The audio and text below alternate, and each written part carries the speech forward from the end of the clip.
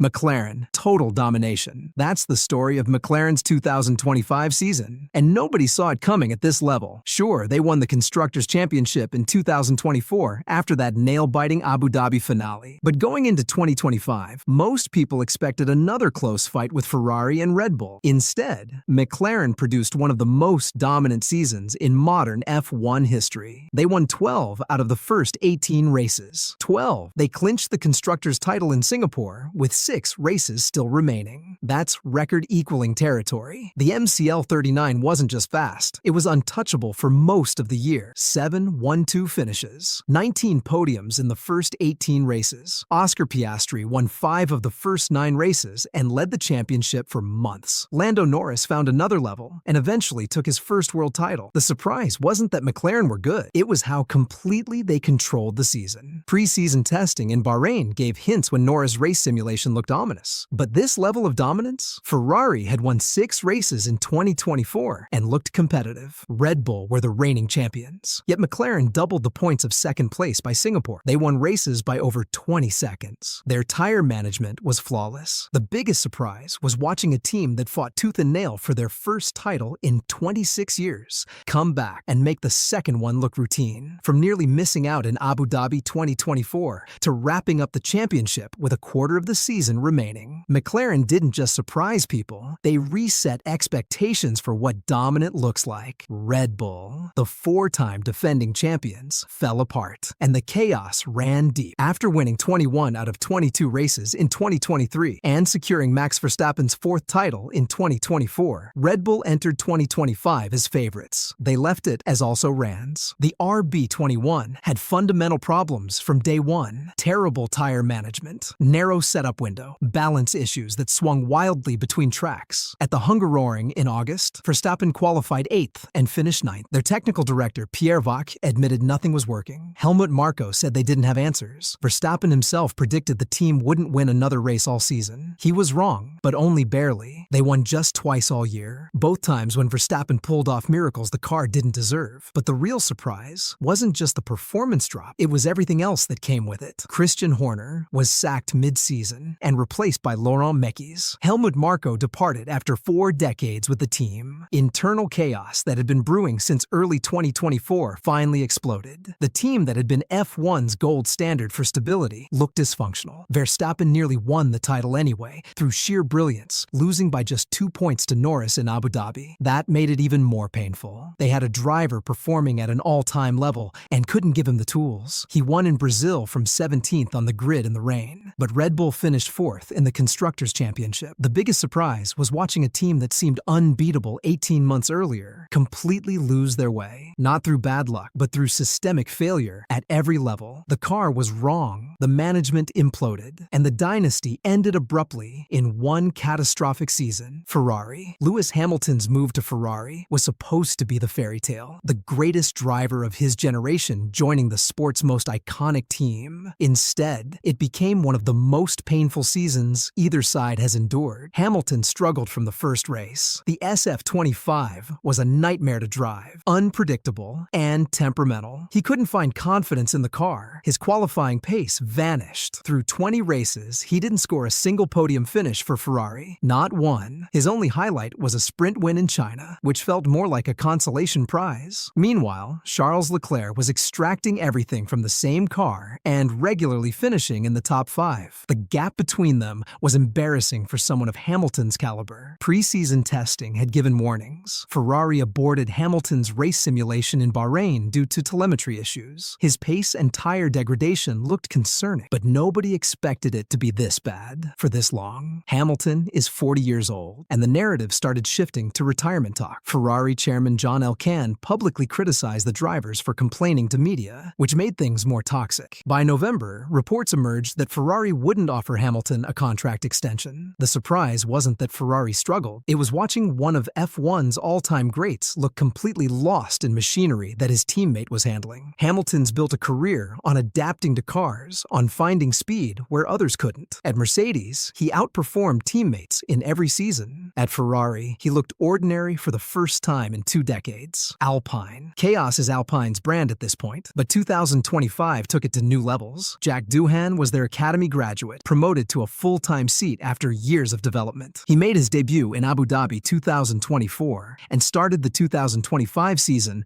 as Pierre Gasly's teammate. 6 races later, he was gone, replaced by Franco Colapinto on what Alpine called a rotating seat basis. Doohan never scored a point. He crashed multiple times. He was consistently slower than Gasly, but 6 races? That's brutal, even by F1's cutthroat standards. The decision came the day after team principal Oliver Oakes resigned. Oakes had been in the job for 10 months. Executive advisor Flavio Briatore took over, and his first move was swapping drivers mid-season. Colapinto had impressed at Williams in 2024, scoring points in his brief cameo. Alpine signed him as a reserve specifically with the option to promote him if Doohan underperformed. Williams let Colapinto go on what James Vowles called a loan, making it clear he wanted him back eventually. Colapinto struggled too once he got the seat. He didn't score a single point across the remaining 18 races. Neither did Doohan. Neither did Gasly for long stretches. The A525 was genuinely terrible, and Alpine admitted they'd stop development early to focus on 2026. The surprise wasn't the driver change itself. It was the timing, the manner, and the fact that it achieved nothing. Doohan's F1 career effectively ended after 6 races. Colapinto got a full season to prove himself and couldn't break through, and Alpine finished 9th in the Constructors' Championship with 7 points total. Haas Oliver Bearman's rookie season became one of 2025's biggest positive surprises. After his stellar Ferrari debut in Saudi Arabia 2024, expectations were high, but rookie seasons are unpredictable. Bearman started rough, crashed multiple times in Melbourne practice, qualified last, collected penalties in Monaco and Silverstone for red flag infringements. Mid-season, it looked like another talented rookie struggling to adapt. Then something clicked. After the summer break, Bearman went on a tear. He scored points in 5 consecutive races from Singapore to Las Vegas, becoming the first Haas driver ever to achieve that streak. In Mexico, he qualified 9th, gained positions on the chaotic first lap, and finished 4th. Haas' best result since joining F1 in 2016. He was fighting for a podium before a late pit stop dropped him behind Verstappen, but 4th was enough to move Haas from 9th to 8th in the Constructors' Championship, worth over $10 million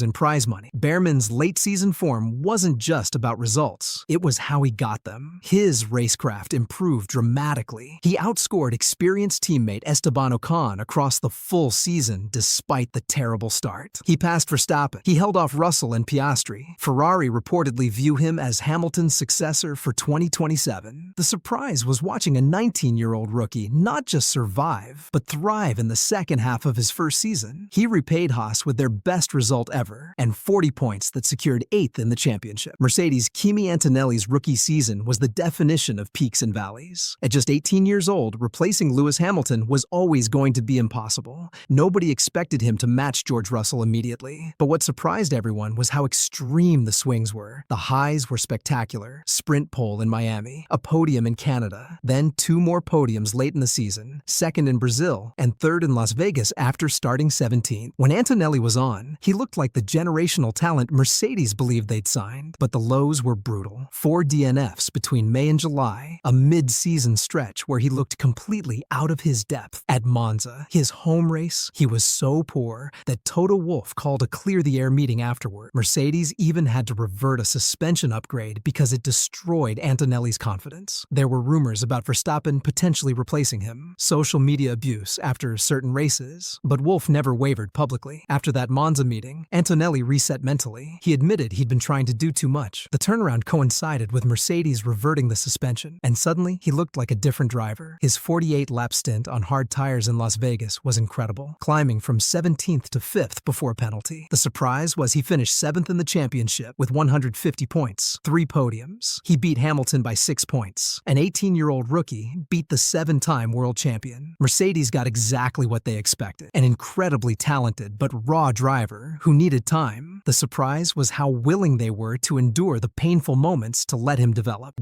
Carlos Sainz joining Williams was supposed to elevate the team immediately. A proven race winner landing at Grove. The surprise was how the season actually played out. Sainz started terribly, crashed out on his first racing lap in Australia, struggled for pace, made mistakes. After 8 races, he had just 12 points compared to Alex Albon's 42. The gap looked embarrassing. But then something shifted. Sainz found his rhythm, and once he did, he was unstoppable. From round 9 onward, he was consistently faster than Albon. He took podiums in Azerbaijan and Qatar. In the final 8 races, Sainz scored 48 points, while Albon managed just 3. By season's end, they were separated by only 9 points. The surprise was the complete reversal in their trajectories. Albon had carried Williams for years. Then Sainz arrived, struggled initially, and finished the season as clearly the faster driver. James Vowles raved about how Sainz improved under pressure. The pairing helped Williams finish 5th in the Constructors' Championship, their best result since 2017. 2 podiums for the first time in a decade. Aston Martin, complete regression. After finishing 5th in 2024 and looking like a team on the rise, they fell to 7th. Fernando Alonso went the first 8 races without a single point. His best finish all season was 5th in Hungary. The car was a disaster. Andy Cowell admitted they didn't have a car capable of competing for points. The surprise was how far backward they went despite the investment. Lawrence Stroll had hired Adrian Newey. He'd brought in Cowell from Mercedes. The facilities were world-class, and yet they produced arguably the 7th best car on the grid, finishing 7th with just 52 points total. For a team that believed they could challenge for wins, 2025 was a reality check that hurt. Sauber, the resurrection. After finishing last in 2024 with just 4 points, expectations were rock bottom. Then 2025 happened. Nico Hülkenberg and rookie Gabriel Bortoleto transformed the team. They finished 6th with 51 points. The surprise started at Silverstone. Hülkenberg, in his 239th Grand Prix start, finally scored his first ever F1 podium. 3rd place, holding off Lewis Hamilton. It ended the longest streak without a podium in F1 history. For Sauber, first podium since 2012. The team brought upgrades that actually worked. Bortoleto adapted quickly. By mid-season, he was regularly in the points. The surprise was how much they improved. They went from laughingstock to respectable midfield team in 1 season. Hülkenberg got his podium. Bortoleto showed he deserved his seat. Sauber proved they could build a foundation worth Audi's investment.